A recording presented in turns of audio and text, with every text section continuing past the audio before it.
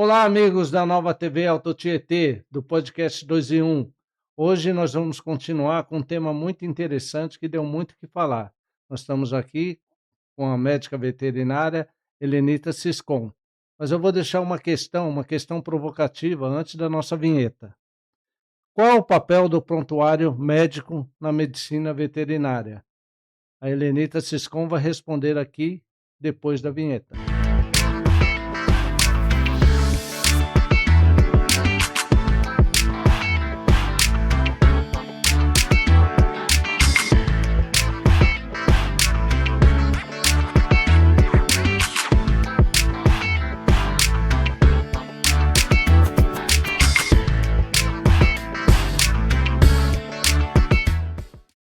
Rapidinho aqui, voltando com o podcast 2 em 1, e a nossa convidada, especialista, médica veterinária, generalista, né? Sim. Vai responder para a gente. Muito boa noite, tudo bem? Boa noite. Obrigada novamente pela oportunidade de estar aqui. E o papel do prontuário? O tão falado prontuário. É. Bom, o prontuário nada mais é que o conjunto de coisas que ocorrem com o paciente, desde o momento da avaliação física, do primeiro contato com o cliente. Esse prontuário é a vida do paciente, seja na medicina humana, seja na medicina veterinária. Ali deve constar tudo. Desde o momento que você viu, tocou no paciente, examinou, aferiu parâmetros, instituiu protocolos, tudo. Tudo da vida desse paciente deve estar ali neste protocolo. Então, muito importante o prontuário, né? É a ferramenta para trabalho do especialista. Tanto na medicina veterinária quanto na medicina humana, hoje em dia a gente tem programas para fazer isso, né? Antigamente a gente tinha que fazer tudo no É o manual. prontuário eletrônico, né, que você Isso, disse. então você coloca todos os dados lá do responsável, todos os dados do animal, idade, sexo, raça, cor de pelame, se tem alguma comorbidade ou não, o número do microchip. É que se você fez a apresentação aqui. Exatamente. Até E convido as pessoas a assistirem outro programa, quem não assistiu foi muito interessante. Ela fez uma demonstração aqui do microchip, foi muito legal. do João e do Pedro. E quando você tem ali esse prontuário, nós médicos veterinários, nós temos a obrigação de fazê-lo. Mas, esse documento não é meu. Esse documento é do cliente, é do responsável Ele pelo animal. carrega A para partir onde do ele momento quiser. que ele pedir, a gente tem 5 dias úteis para entregar o prontuário completo para ele. E é importante porque quando a gente fala de humanos, até a questão da linguagem ainda consegue reproduzir alguns aspectos. Quando se fala dos animais, tem que ter, né, essa informação, até para que se tenha um tratamento, né?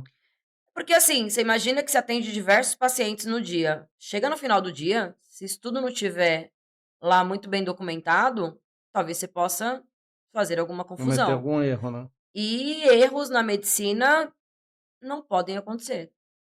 Então, esse documento é o mais importante, tanto para nós médicos veterinários, quanto para o responsável. Então, qual é o problema disso tudo? Quando o responsável ele chega a te pedir esse documento, é porque ele não está satisfeito com alguma coisa, seja numa consulta em home care, numa internação, em um procedimento cirúrgico. Quando ele pede, ou é porque ele quer uma segunda opinião, que é direito dele Perfeito, também, ou porque ele está com alguma pulga atrás da orelha. E isso a gente tem que entregar. É a nossa obrigação. A gente só é o guardião desse perfeito, documento. Mas esse perfeito. documento é do cliente, É é do ótimo, né, paciente. até para orientação das pessoas, né, que é do cliente, né, o prontuário é um direito, né, de você solicitar, E um dever nosso é um dever. em fazê-lo. Tem uma questão importante também, que até você destacou, mas rapidamente no nosso último encontro, que é relacionado às diferenças entre consultório e clínica, que não são a mesma coisa. Às vezes o leigo vai achar que é a mesma coisa. Por exemplo, se eu sou um responsável por animal e entro em um lugar que só tem uma maca e um marcador, mas o veterinário se oferece para operar ali mesmo, então eu vejo que não tem todas as condições. O que eu preciso saber? O que torna, né, o que pode tornar essa cirurgia um risco? Primeiro a gente precisa saber qual é o que você está precisando naquele momento. Então, nós temos consultórios, clínicas e hospitais. Você não pode fazer uma cirurgia no consultório, de jeito nenhum. Consultórios são procedimentos minimamente invasivos. Uma vacinação, consulta, microchipagem, até uma sedação leve, dependendo se é um cachorro mais bravo e você precisa contê-lo para que ele não fique estressado. Você jamais pode fazer uma cirurgia num consultório. Você Perfeito. pode fazer numa clínica, desde que essa clínica tenha um centro cirúrgico, esteja completamente equipado para isso. Aí você me fala, por exemplo, você pegou um animal na rua atropelado e na sua frente tem um consultório.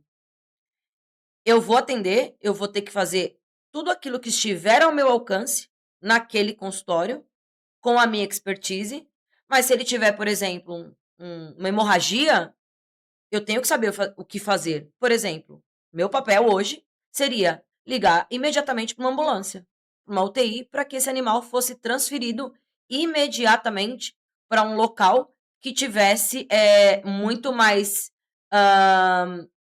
respaldo do ponto de vista de qualidade mesmo, para que aquela cirurgia, aquilo fosse feito de forma correta e não num consultório.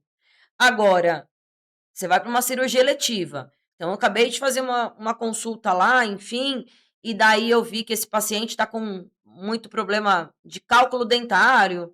E aí o cliente fala: Ah, eu quero já fazer então. Um exemplo, né? Você pode fazer isso? Não, não. É uma cirurgia eletiva, é uma cirurgia programada.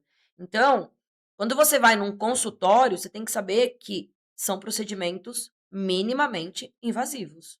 Perfeito. Então, só para tirar a dúvida, Helenita, então você tem uma cirurgia eletiva e aí você vê, não, um profissional que se diz, né, que pode fazer aquela intervenção, mas você observa lá no ambiente, não tem um monitor, não tem a questão da anestesia, então não é essa coragem, na verdade, é uma irresponsabilidade.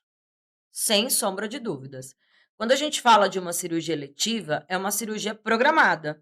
Seja ela uma remoção, uma limpeza de cálculo dentário, seja ela uma castração, de fêmea ou de macho, é uma cirurgia programada. E para isso, você tem que ter um cirurgião. Eu, por exemplo, não posso me aventurar. Eu posso? Eu posso. Eu sou médica veterinária? Sim. Eu vou fazer? Não, eu não tenho competência técnica para isso, ok? Então, cada um na sua função. E quando você vai fazer uma cirurgia, seja ela de emergência, que aí já seria num hospital, você tem que ter uma equipe para isso.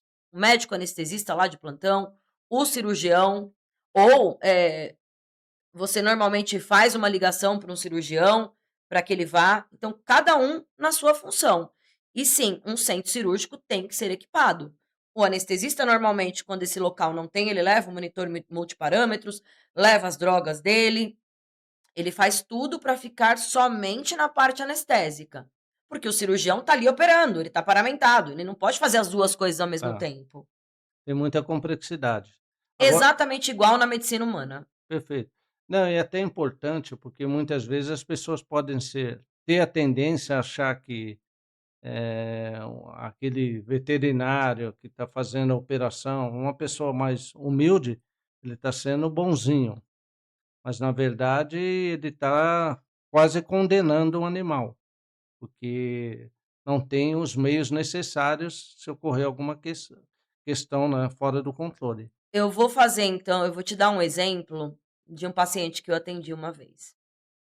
Era um Bernese, não sei se você sabe qual é a raça, aquele bolota das Havaianas, aquele cachorro Certo. enorme.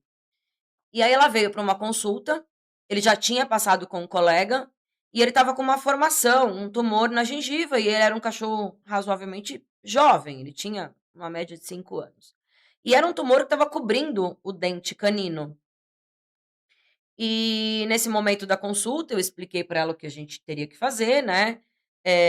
Pedi outros exames, porque Bernese é um cachorro que tem muito tumor maligno. Então, eu falei para ela: olha, para a gente fazer a coisa certa, vamos fazer os exames pré-operatórios, anestésicos. pra gente ver se tá tudo bem com o restante. Tá tudo bem com outros órgãos, se não tem, se isso de repente, quando a gente tirar ali, é um tumor maligno, a gente precisa saber o que a gente Perfeito. tá na frente. E daí eu fiz a requisição dos exames para ela. Nossa, eu não me esqueço disso. Eu estava na aula da pós-graduação. Fiz a requisição, o pedido dos exames para ela. Pedi eco do coração, eletro, os exames de sangue normais, um painel de coagulação, porque boca é algo que sangra muito, né? E aí ela falou: tá bom, eu vou conversar com o meu esposo e eu te retorno.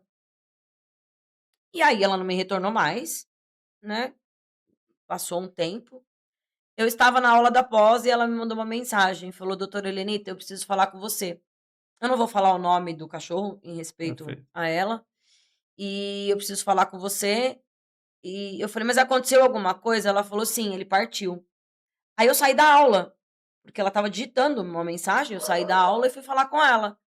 E eu falei: mas o que de fato aconteceu? Ela falou: não, eu tô te procurando porque eu queria saber se você pode me dar um parecer, alguma coisa, em relação a ele, porque ele morreu e o médico veterinário falou que ele teve um infarto durante a cirurgia. Eu falei: tá, mas a senhora chegou a fazer os exames pré-operatórios?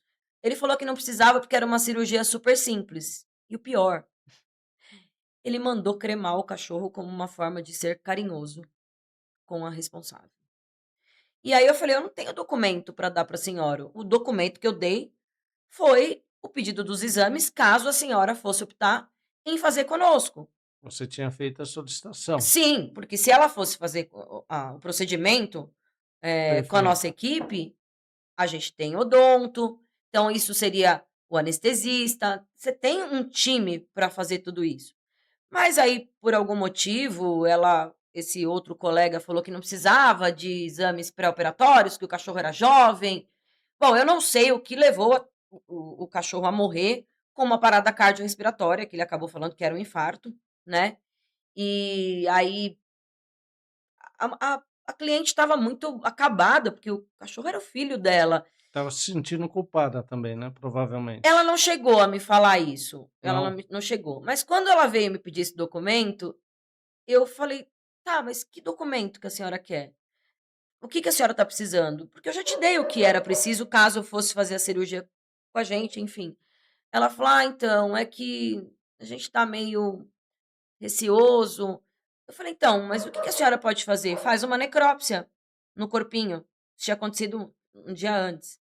Nem sabia se como estava a condição desse corpo, estava lá certinho na refrigeração, armazenado corretamente, enfim.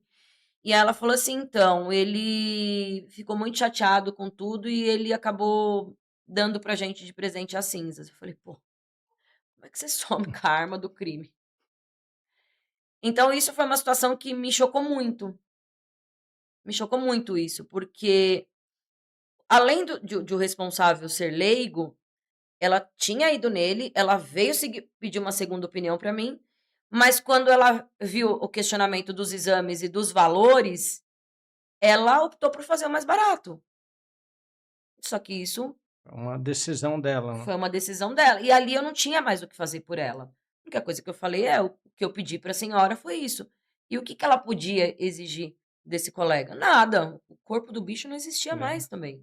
ainda foi queimada, né. É, entendeu? Então, talvez É. ele tenha sido bonzinho mesmo, em dar de presente, não sei. Provavelmente não, né. Agora de falar um pouquinho, né, sobre a questão da complexidade da cirurgia, eh, como funciona, né, é uma equipe, né, tem um anestesista, tem um cirurgião, e aí um depende para o outro, é um processo. Co Como funciona? Porque anestesista depende desses exames prévios, né. Sim, é assim, quando a gente tem uma cirurgia, seja ela qual for, até de uma simples castração, a gente tem a equipe, então você tem o médico encaminhador, você tem o cirurgião e você tem o anestesista. Em casos mais complexos, você tem outros Perfeito. especializados durante, por exemplo, uma pessoa que está ali e que está diante de um tumor maligno, você consegue fazer um exame ali em loco para avaliar o quanto de margem você tiraria daquele tumor. Então, normalmente, a gente faz um grupo no WhatsApp. Então, assim, tudo que a gente fala, tá tudo ali documentado. Ah, pode ser que de repente o anestesista fale: "Ah, tá bom, uma cirurgia de boca, por exemplo. Ah, peço ou não peço um painel de coagulação para ver se a coagulabilidade desse bicho tá ok, se ele não vai sangrar muito?". E aí um ajuda, um tria o outro, cada um na sua área.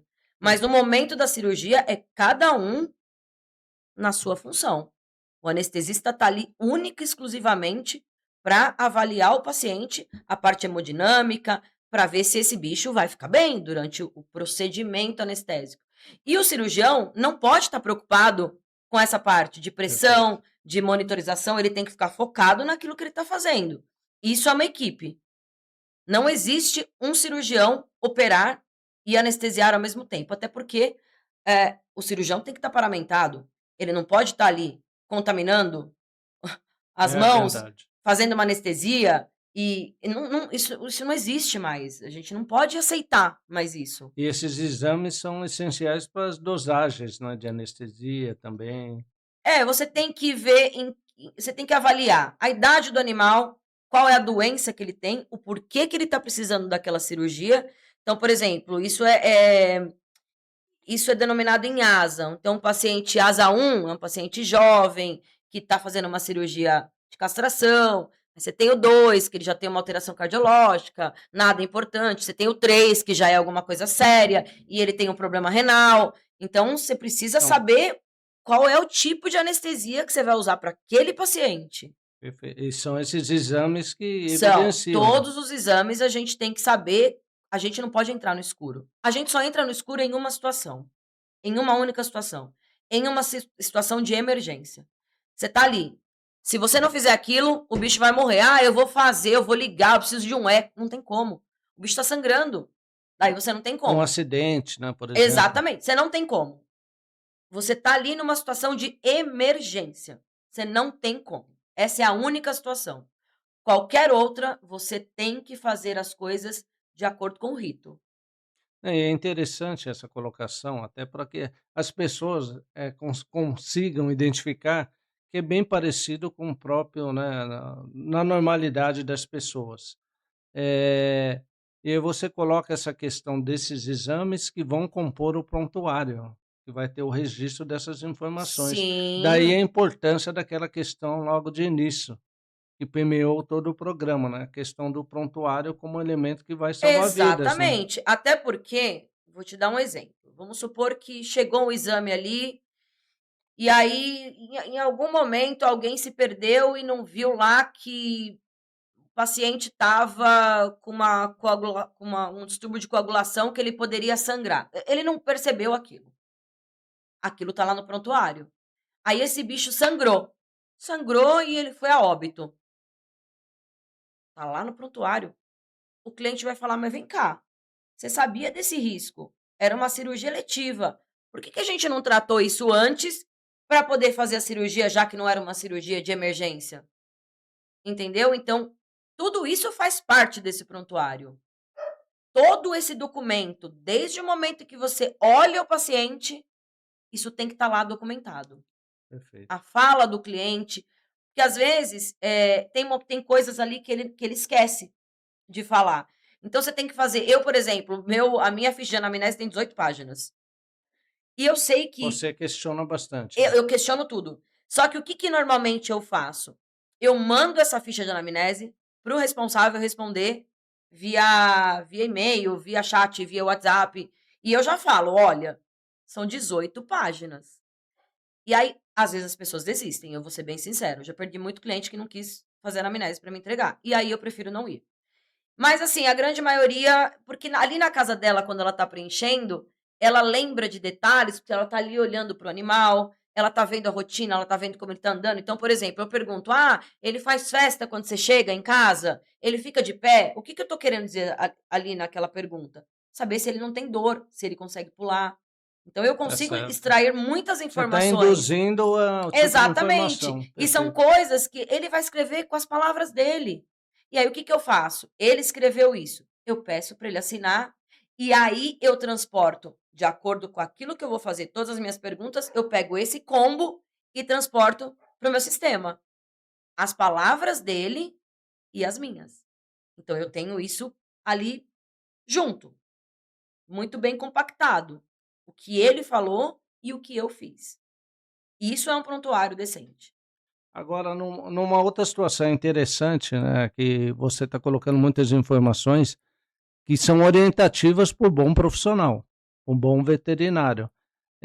Isso traz muita segurança também para que ele possa, né, vamos dizer, dialogar com algum tipo de acusação, porque ele tem todo o registro, né, da segurança sobre as ações que ele desenvolveu. Sim, isso daí é o melhor advogado dele, é o prontuário.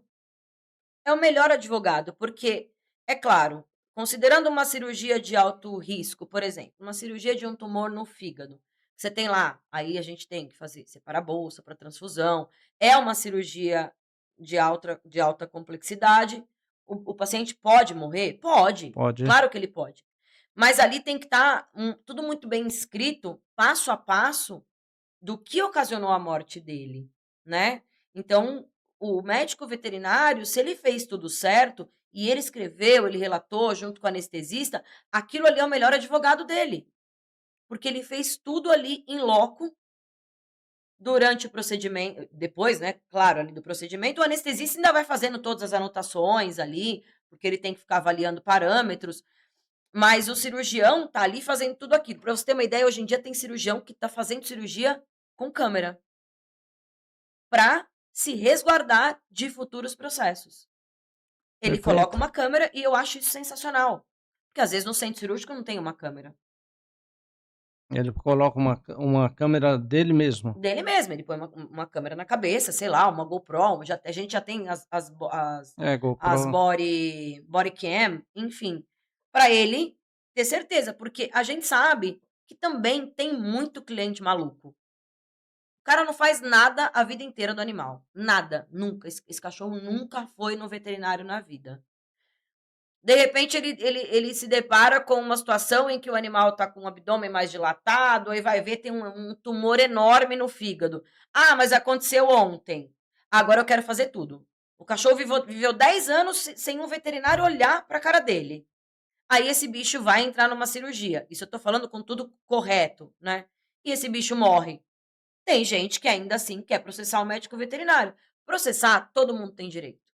Você só precisa saber se você tem provas para isso e se o médico veterinário também está amparado com o prontuário, com essas gravações, com conversas, com orientações. Isso tudo faz parte do prontuário. E esse prontuário deve ser guardado por nós por 5 anos. Porque se o seu bicho morreu há 3 anos e você simplesmente falou: "Ah, eu quero saber do que o meu bicho morreu. Eu quero o prontuário", eu sou obrigada a te dar.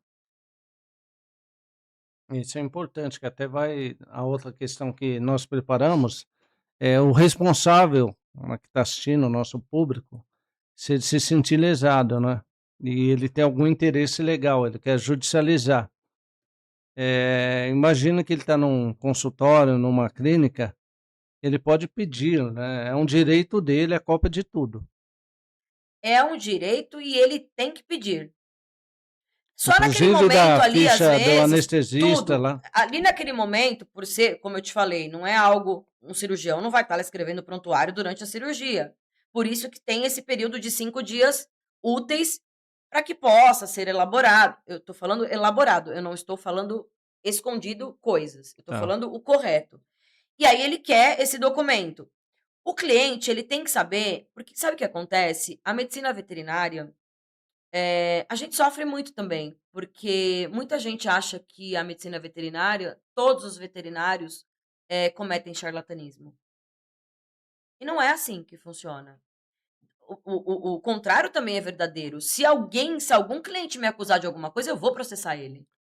É Se eu esse tiver que é o risco amparada, também, né. exatamente, eu vou processar ele. Porque você também não pode sair falando aí, o nome de pessoas em redes sociais, a gente vê isso todos os dias. Então, assim, para os 2 lados, o prontuário, ele resguarda o médico veterinário e tira as dúvidas do responsável. As duas pontas estão seguras com isso.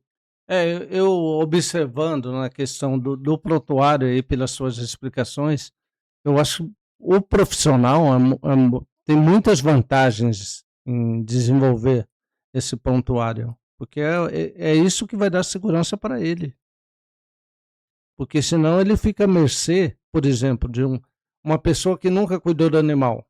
Ela leva o animal, é que não tem nem esse documento. Se ele não preparar, ele pode ser acusado, Exatamente. eventualmente. E é uma dor de cabeça. E é uma dor de cabeça. Agora, nessa situação, imagina uma pessoa que nunca se preocupou, não tem um prontuário. Aí ele chega lá no consultório. Como o especialista deve proceder? Não entendi sua pergunta. Imaginem assim, uma pessoa que nunca. Um Aquele cliente. caso, é um cliente que nunca levou lá o cachorro num veterinário, é descuidado nessa parte. Mas eventualmente o cachorro tem algum comportamento, ele leva lá na sua clínica.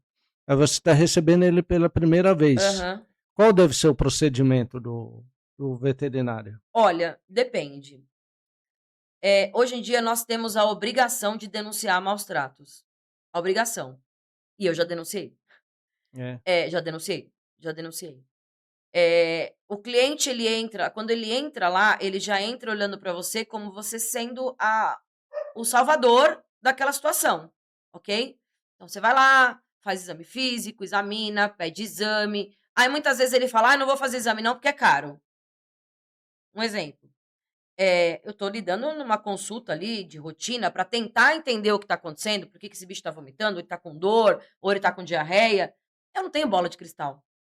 Eu preciso saber o que está acontecendo. E aí esse cara muitas vezes também fala assim: não quero fazer nada. Não, eu não vou fazer exame. E nesse caso você pode demitir o cliente. Você fala: olha, infelizmente eu não tenho condição de tentar te dar um diagnóstico do que está acontecendo sem exames. Os exames é uma ferramenta muito importante que a gente tem, tanto os exames laboratoriais quanto de imagem, um raio-x, um ultrassom ou uma tomografia. E às vezes esse cara, ele leva o cachorro lá só porque ele está com peso na consciência de nunca ter feito nada. E a mesma coisa, eu vou documentar tudo. Se eu perceber, eu pergunto para ele: ah, tem vacina? Tem. Cadê o certificado? Eu não posso acreditar naquilo que ele me falou que tem. Eu vou colocar no meu prontuário o que ele falou. Tem vacina, porém, não trouxe certificado. Se eu Você vai perceber. fazer essa ressalva no próprio. Exato, eu tenho que colocar a fala dele, exatamente com as palavras dele, Perfeito. e aí eu faço as minhas anotações. Tem vacina? Tem. Tem certificado? Ah, então esqueci na casa da tia. Para mim não tem. Eu não vi. Então eu vou Perfeito. falar, ele falou que tem, mas eu não vi o certificado. E daí, esse cara, você começa a perceber que esse bicho tá negligenciado. Negligenciado mesmo. Você vê que o cachorro tá com problema de pele, tá com pulga, tá se coçando, tá se comendo de tanta coceira. Eu, médica veterinária, tenho a obrigação de denunciar também esse cara por maus tratos. Só que as pessoas não fazem isso. Teve uma situação também, eu sempre assim, eu acho que as coisas acontecem comigo, porque eu não consigo ficar parada sem tomar uma atitude. Faz muitos anos, eu atendia um plano de saúde, e aí fui atender esse cachorro, ele era um cachorro Schnauzer, aquele cinzinha, que tem a barbinha. É, sei. E esse cachorro ele ia, eu tinha que fazer o exame físico, avaliação, avaliar tudo para que ele pudesse adentrar o plano de saúde, né, porque você tem que fazer essa triagem. E aí tô lá fazendo as perguntas para ele, enfim, e eu falei: "Ah, como que ele tá? Tá bem, xixi? Ah, tá cocô, tudo normal, tudo aquilo". Aí ele falou assim: só água que ele não toma muito". Aí eu falei: "Mas ele não gosta?". Ele falou: "Não, é que eu moro em apartamento e eu tiro a água dele, porque senão ele faz xixi no meu apartamento inteiro". Eu falei: "Oi? Você não dá água para o seu cachorro para ele não fazer xixi no apartamento?". É mais do que natural que eu escrevi tudo isso. Isso faz muito tempo, a gente não tinha nem essa coisa de ter que denunciar, né. E aí eu coloquei lá no plano de saúde, que ele mesmo falou que não dava. Aí eu sei que ele arrumou o maior enrosco lá com o plano, porque ele queria o plano, e aí o plano falou assim: "Tá bom, então a gente vai fazer um ultrassom no seu cachorro". O cachorro não tinha rim, Imaginei. o coitado do cachorro não tinha rim.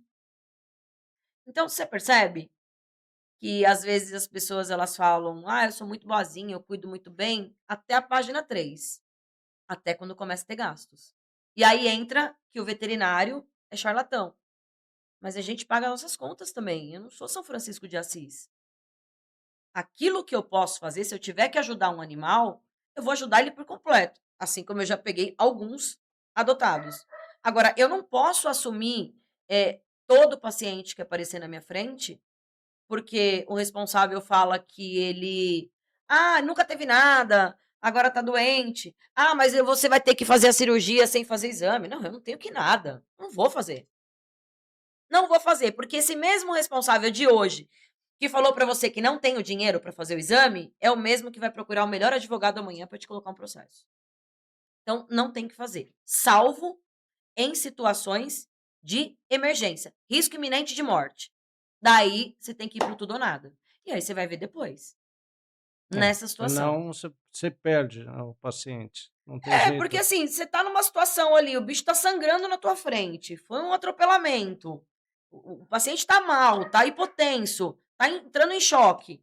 Você não tem como falar: "Eu vou fazer", você até pode, né, se tiver equipe ali, o cirurgião, o anestesista, você até pode ir pegando o exame, já ir rodando, você entendeu? Mas numa situação de A emergência, prioridade é salvar a vida, né. exatamente, com o que você tiver na mão. Perfeito. Agora deixa eu fazer uma questão, porque a gente vê a questão da importância do prontuário, e aí até te parabenizar aí pela questão da escolha do tema, porque a gente consegue encaixar o prontuário, né, como um instrumento essencial, mas, na perspectiva, olhando aí para o conselho de medicina veterinária, eles dão suporte, dão apoio, eles passam essa cultura que é importante ter o prontuário, ou isso fica individualizado? Por exemplo, você é uma pessoa que corre atrás, que Sim, defende isso, mas e os outros veterinários? Eles têm um suporte, têm essa informação? tem, porque isso consta no nosso código de ética. Tá no mas somente no código de ética ou tem uma Lá de trás. coisa É que assim, sistemática? o código de ética é a tua bíblia. A partir do momento que você lê o código de ética, você sabe de tudo que está ali, todos os seus direitos e todos os seus deveres. Então não tem como falar: "Eu não sabia do prontuário". Isso não, tá lá. Hoje a gente tem muito mais informações, porque tem uma área na medicina veterinária crescendo muito, que é a medicina veterinária legal. Então hoje em dia a gente tem muito perito, a gente tem muito advogado da área da medicina, da humana, da odontologia, da medicina veterinária, e hoje só se fala em prontuário. A gente só fala em prontuário. Por quê? É a única segurança que o cliente tem e que nós temos. Mas eu vou te falar que, assim, eu acredito, tá, que seja o maior, número de denúncias no conselho. Seria essa questão relacionada a prontuário. A preenchimento incorreto, falta de informação, eu acredito que deva ser uma das maior E uma casuística que informação eu vejo. importante, até uma questão que eu queria fazer para você. Vamos considerar que o veterinário não segue o protocolo. E Uhum. você identifica isso. Como responsável, você vai levar o animal, né, que para vocês denomina paciente, e aí percebo que o prontuário é falho. E aí qual o caminho que eu devo tomar? Aí eu como responsável. Existem duas esferas. Primeiro a esfera ética e a esfera civil. A esfera ética é para punir o médico veterinário e a esfera civil é para você reaver valores, danos morais, materiais, se Tá. teve morte do paciente, enfim, isso é uma outra situação. Mas qualquer pessoa, qualquer cidadão que se sentir desconfortável, seja porque ele entrou num consultório veterinário, por exemplo, ele entrou no consultório veterinário, eu, médico veterinário, eu fui lá, eu avaliei o paciente, enfim, eu não faço vacina em animal sem fazer exame, mas isso é um protocolo meu, tá? E depois eu te explico por Mas quê. isso está na ética ou não? Não Não, há necessidade. Consulta é consulta, você pode fazer vacina. Eu não faço. perfeito. Eu não faço. E aí vamos supor que eu vou lá e faço uma vacina, enfim. Aí esse cliente entrou num consultório, como eu te falei, não é numa clínica e nem num hospital. A gente tem que ter, como eu te falei no outro vídeo que nós fizemos, existe um termômetro da geladeira. Geladeira que contém materiais biológicos e imunobiológicos. Primeira coisa que esse cliente tem que fazer, entrou ali, ele vai tomar uma vacina? Escuta, cadê seu termômetro? Ah, mas o veterinário vai se sentir ofendido? Problema dele se ele vai se sentir ofendido. Você tem que ter e ponto. Como que eu vou garantir que essa vacina que está lá, nessa geladeira, ela está na temperatura adequada? Se eu estiver vendo, ok? Se esse cliente falar assim, olha, eu não vou fazer a vacina, eu acho que você não está agindo dentro disso e disso, disso, ele tem que fazer uma denúncia no conselho. Existe a denúncia formalizada, onde ele dá o nome dele, os dados dele, e existe uma denúncia anônima. Só que quando você parte do princípio que aquilo ali que você está fazendo está documentado, você não tem por que fazer anônimo. Não tem muita Só que porque demora mais, lógica, né? né. Então, assim, tem muita coisa também que os caras Pode falam, ser aí falsa também. o conselho vai lá, avalia. Então, assim, o melhor de tudo é você ter certeza daquilo que você, como cliente, acha que tá certo ou não. E aí, como que você sabe disso? Poxa, se eu for num hospital, é a mesma situação. Se eu for num hospital, por exemplo, isso já aconteceu comigo várias vezes. Tô lá, principalmente na época do Covid aí, tudo que você tinha de gripe era Covid, Covid. né? Aí a enfermeira, aquele hospital lotado, aquela situação, o que eu queria saber? O que você tá colocando na minha veia? E se de repente, no meio dessa correria toda, eu tô lá prostrada com febre, enfim, eu não olho, eu sou diabética, ela vai lá, ao invés de me aplicar a insulina, ela aplica a glicose do vizinho. Ela me matou. Entendeu? Então, toda vez que você for, se você tiver dúvida, é só você pensar: será que na medicina humana é assim? Na medicina humana, alguém opera alguém fazendo consulta pelo telefone? Oi, eu vou agendar uma consulta amanhã. Até existe, deve ter um monte de médico porco que faz isso, né? Mas, numa situação normal, você vai no médico, você é avaliado, aí se você tá lá no centro depois você passou pela cirurgia, na recuperação, alguém vai estar com você tá lá ainda sob efeito de anestesia, a pessoa que tá do seu lado também tem que saber, escuta, o que você tá fazendo aí na veia? Ah, eu tô fazendo dipirona, mas espera aí, meu filho, meu pai, meu irmão é alérgico a dipirona. E isso estava escrito no prontuário? Tava. E aí? Aí você vai, faz uma dipirona e mata o cara. Você entendeu? A importância disso tudo estar documentado e a importância do tutor saber os direitos dele. Outra coisa, você está ali vendo uma medicação que está sendo aplicada, fala, eu quero ver se está na data de validade. Acredite ou não, tem gente que usa medicamento vencido. É um absurdo isso que eu estou te falando, mas existe. Então o cliente, o tutor, ele precisa saber o que pedir. E não é ele brigar, não, é de uma forma É que é o educada. direito dele, É o né. direito dele. Olha, eu quero saber, eu posso dar uma olhada nessa medicação que você está fazendo? Posso ver se a sua geladeira possui um termômetro de temperatura interna e externa? Veja bem, a gente não está falando de algo uau, você não está dentro do centro cirúrgico entendendo que cirurgia é aquela. Não, são coisas básicas. Mas essas coisas básicas devem constar no prontuário. Perfeito, Tudo tem que estar no prontuário. A vida inteira desse animal. perfeito. Fica cada vez mais evidente a importância. Vamos falar um pouquinho dos nossos apoiadores? A gente fica durante o programa, a produção sempre está focalizando aí os nossos apoiadores e cada programa a gente fala de 2. Hoje nós vamos falar da Fesma, né, vamos fazer uma menção especial ao Leandro Dourado, ao Maurício Dourado, né, a toda a família, né, que começou com Laudilei, que iniciou todo o processo, essa grande empresa que trabalha com plásticos. A gente fica muito feliz pelo crescimento, pelo desenvolvimento e que cada vez mais vem se destacando nesse segmento que incorpora muita tecnologia, muita inovação. Hoje tem uma tendência a substituir materiais ferrosos por plástico, e a Fesma sempre com pesquisa, desenvolvimento, vem se tornando uma referência. A gente fica muito feliz de ter uma empresa como essa aqui no Alto Tietê e parabeniza tanto o Leandro quanto o Maurício, que vem tornando a Fesma cada vez maior e melhor. Um grande abraço aos amigos. Falar um pouquinho também da Guarupaz. Guarupaz é muito importante, é uma empresa que trabalha a questão dos coletivos, é uma empresa específica de Guarulhos, então todos os coletivos de Guarulhos, parte de bilhetagem, a parte de conservação dos ônibus, é feito pela Guarupaz. uma empresa, né, que é referência. Muitos outros municípios, né, não têm uma Guarupaz e tem muita dificuldade em estar gerenciando o seu sistema de transporte, e a gente fica feliz por ter uma empresa há mais de 30 anos aqui, fazendo bem essa logística, a questão da mobilidade nos transportes em Guarulhos. A gente manda um abraço especial para o Márcio Pacheco, que é um visionário, é um jovem bastante talentoso, que incorpora muitas inovações, está sempre pensando em melhorias, e é muito importante para a cidade de Guarulhos, que tem um sistema de transporte de coletivos de referência.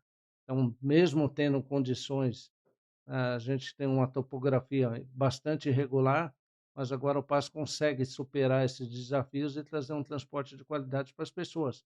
Porque cada minuto que você consegue poupar as pessoas, né, delas chegarem, fazendo com que elas cheguem mais cedo em seus lares, é qualidade de vida. Então, a gente parabeniza o trabalho do Márcio Pacheco e é muito feliz em ter a Guarupaz como uma parceira há bastante tempo aqui. Grande abraço a todos. Voltar aqui com a nossa convidada. Eu queria que você falasse um pouquinho, e agora especificamente, do último programa que deu muita repercussão sobre a questão do sangue. E eu queria que você falasse o desenrolar, né, o que você pode falar. Eu sei que também tem algumas coisas que correm sob segredo, eu sei que você não pode falar, mas daquilo que é possível falar, eu gostaria que você compartilhasse com o nosso público, que se sensibilizou bastante em relação às observações que você fez no último programa. Olha, eu recebi até algumas perguntas no meu Instagram, assim, foi muito bom porque as pessoas entenderam o recado, né. Então, assim, as pessoas tiveram umas 3 pessoas que falaram: "Tá, mas e se eu precisar de sangue, eu posso usar o meu outro gato, né, da minha casa?" E eu falei: "Olha, você vai poder usar", porque, assim, a pessoa fica desesperada, você tá vendo? "E se eu precisar de sangue de gato?" Você pode usar, desde que o outro gato não seja, um gato idoso, porque às vezes ele tem 3 irmãos, os irmãos dele também têm 13 anos. Já poderia Perfeito. ser doador? Não, não poderia ser doador. Então o que que você tem que fazer? Ah, tá, eles são jovens, mas um precisou porque é doente renal e o irmãozinho dele pode doar? Pode, desde que ele não dê saidinhas e que ele seja totalmente checado, vacinado e que ele também não esteja doente. Ah, mas como a gente faz isso? Aí a gente entra. O que que você vai precisar de transfusão? É o sangue total ou são os hemocomponentes? Porque se forem os hemocomponentes, você não vai conseguir fazer nada, porque você tem que comprar o hemocomponente daquilo que você precisa, ou o plasma, ou a plaqueta, ou o concentrado de hemácias, ou até mesmo o sangue total. Então, assim, o que eu percebi foi que as pessoas, se chocaram que esse submundo existe e começaram a ficar mais preocupadas. E misteriosamente, eu tenho visto muita coisa acontecer sobre banco de sangue na internet. E muito mais pessoas falando sobre a FeLV. Não acredito que seja coincidência. É importante, porque foi um despertar. Agora tem um processo de qualificação, de certificação, de garantia da qualidade. Eu acho que ficou muito forte, né, no programa a questão da qualidade. A gente compra a qualidade, não é o sangue. Acho que você colocou com muita propriedade. E o que a gente imagina é que os organismos responsáveis têm que buscar meios de certificar essa qualidade, não? É o que a gente está atrás disso agora, porque esse cenário antes era obscuro. A gente tinha sangue em um único local, que nunca faltou, mas por que que esse local sempre tem e os outros não? E hoje a gente já sabe o porquê. Porque o animal que estava doando era animal de rua, de aglomerado, de ONG, da comunidade, tudo aquilo que eu já falei. Então o que que aconteceu? A gente teve um boom também. Então a gente agora, se a gente tinha nessa condição, agora a gente não tem mesmo. Daí eu te pergunto, por que que os médicos veterinários, principalmente os especializados em medicina felina, não se unem, se juntam para fazer uma ação maior? Sei lá, olha, vamos falar aqui em público, vamos fazer uma live para os responsáveis que têm o gato domiciliado, né, saudável, tudo comprovado com vacina, passe a ser um doador. Que esse animal, se ele for um doador dentro de um centro de referência, ele não vai. Mais uma vez, existe risco? O risco a gente tem de estar vivo, né? Mas esse risco seria minimizado quando a coisa é feita com ética, com qualidade, com biossegurança. Até porque esse cara de hoje que fala, não, meu gato não vai doar, e se ele precisar amanhã? Você entende? Então, assim, isso foi um boom e ainda está sendo. E ainda vai piorar. Porque no que depender de mim, eu ainda quero que, não só em São Paulo, mas que as pessoas, território nacional, saibam, porque elas também devem passar por isso. Então, eu acho que foi de muito valor todo o conteúdo que nós conseguimos passar ali naquelas Tá, informações. perfeito. Agora tem uma questão, essa questão aqui do nosso público, se a situação dos felinos, ela se reproduz também, né, ou é idêntica ao dos cachorros, dos caninos. Sim, O banco de sangue também é aquele. mesma coisa. Qual é a diferença? É que os cães, quando eles já precisam ter acima de 25 quilos, até 8 anos, saudáveis, tudo aquilo.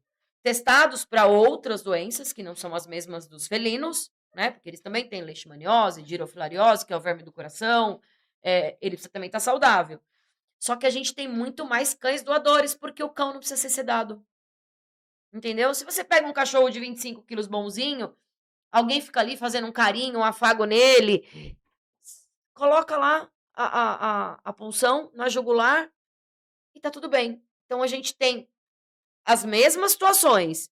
Em se tratando de banco de sangue que faz a coisa errada, ele faz o errado com cão e com gato. Ok? Mas a gente também tem bancos de sangue que fazem a coisa certa. E aí a gente não tem tanta falta de sangue de cão. O mais crítico são os São os felinos. felinos. E a incidência também em relação às doenças, né, tem doença que é similar à própria AIDS, você colocou aqui. Em gatos, eles é mais acentuada, né, pela questão das saidinhas. São mais comuns nos gatos do que nos cachorros, né? Cão não tem FIV, que é a AIDS felina, e nem a FeLV, que é a leucemia felina. Eles É. não têm. Mas eles têm doenças parecidas, próximas? Ah, tem as doenças transmitidas por carrapatos e pulgas. São É, as doenças anemiantes. é. Mas, por exemplo, o cachorro, ele tem lá a erliquiose, a babesiose, que é doença transmitida por carrapato. O gato pode ter erlíquia? Pode. Ah, o cachorro vai ter felve? Não. Vai ter FIV? Não. O gato pode ter leishmaniose? Pode. Entendeu? Cada um dentro. Tem um grupo, né, digamos. Exatamente. Aí, a felve. Qual é a forma de transmissão mais fácil? Lambedura, É, a carinho. lambedura, né, que você É o que mais colocou. eles fazem, lamber a mesma vasilha, beber a mesma água, porque é saliva. A FIV não, o FIV. Ele já faz o quê? O animal precisa brigar, porque a saliva tem que ser inoculada no outro que ele brigou. Então a gente fala que é a doença do amor e ódio. A FeLV é a doença do amor. Quando ele demonstra o carinho, né? Exato. E FIV é a doença do ódio. Então é a Perfeito. doença do amor e ódio. E os felinos, na verdade, têm uma maior propensão por características, né, de transmissão. Só os felinos, no caso da FIV e da FeLV. Perfeito. Esclareceu aqui o nosso público. É muito esclarecedor, é muito importante essas questões, porque não são comuns ter esclarecimento de uma profissional. A gente fica muito feliz pela sua disposição da causa, eu acho que esse é um ponto importante. Teve um ponto de sensibilização, não se falava, a gente desconhecia. O primeiro programa foi muito rico, esse também, porque você está trazendo uma informação nova. E a questão do prontuário, né? Não dá para viver sem um prontuário. Da mesma forma que você falou da outra, né? Tem que chipar, mas agora a gente tem que exigir o prontuário, que é o histórico de vida. E o prontuário é proteção para as duas partes, né? Tanto para o veterinário, que o veterinário que não tiver, ele é descuidado e fica suscetível a uma série de coisas. E também, né, a pessoa que está levando, né, o seu animal tem que tomar cuidado com aquelas informações. Fica à vontade aí para finalizar, a gente parabeniza aí pela sua luta e pela disposição de estar trazendo informações para o nosso público. Eu agradeço, eu espero estar contribuindo, porque o meu foco aqui, na verdade, é trazer informação que os bastidores não mostram para os tutores e os responsáveis. Então eu acho que se a gente, não faz a coisa errada, a gente não tem o porquê não falar que a coisa errada existe e aos montes. Mais uma vez, eu já passei por situação onde eu tive que entregar um prontuário. E eu vou te falar que é muito desconfortável. É muito desconfortável. Mas, foi a minha primeira vez que aconteceu isso comigo. Eu estava, assim, eu sabia que eu tinha feito tudo certo, mas aí o meu medo era tão grande de perder meu documento, que eu falei: "Gente, eu não posso perder meu", mas sabe, assim, você fica cega. Mas aí eu falei: "Não, calma", eu cheguei até a ir no psiquiatra, que eu falei para o meu médico, né, um fofo. Eu falei: "Doutor Cássio, mas pelo amor de Deus, ela tá falando isso, isso, isso, mas tá aqui". Ele falou: "Olha, veja bem", ele me deu um exemplo assim: "Estou eu e você aqui em uma consulta. Eu e você aqui, tem mais ninguém. Se você sair daqui falando que eu te assediei, você tem que provar, não é assim". E aquilo eu falei: "É verdade, essa cliente tá falando tanta coisa de mim, e ela vai ter que provar". E aí eu tinha as minhas provas. Só que eu sofri uma angústia com isso há mais de 2 anos. Demora, né, o processo é lento, processo processo ético é lento, e aí depois veio o processo civil também, e eu, graças a Deus, ganhei o processo civil, né, então mas é desconfortante. Hoje em dia, se algum cliente me pedir, enfim, eu só vou falar: "Ó, me dá um tempinho para, né, equalizar as ideias lá", porque é muito paciente e que tá tudo bem. Mas a primeira vez que aconteceu comigo me chocou muito. Então, eu também tenho o meu lado de tutora, porque embora eu seja médica veterinária, eu não tenho um hospital veterinário na minha casa. E se eu precisar de um hospital veterinário, ali eu estou sendo cliente. Então eu vou exigir tudo que eu tenho de direito. E é Ah, isso que eu quero passar para as pessoas que estão nos ouvindo. é muito importante, né, porque você, né, além da profissional, também desenvolve a outra parte, né, e solidariza conosco, né, que temos nossos animais. Você está trazendo muitas informações dos procedimentos que devem ser feitos. Está elucidando um monte de dúvidas, e mais do que isso, você está trazendo informações novas, até pontos que a gente vai começar a prestar mais atenção. A gente agradece, deixa o nosso podcast 2 em 1 à disposição. Sei que você vai estar viajando aí nos próximos dias, mas a Deus tua quiser. luta é constante, né, e eu sei que você tem um grupo também que trabalha pela causa, e assim que tiver novidades, estamos à disposição. Muito obrigado, viu, Lenita.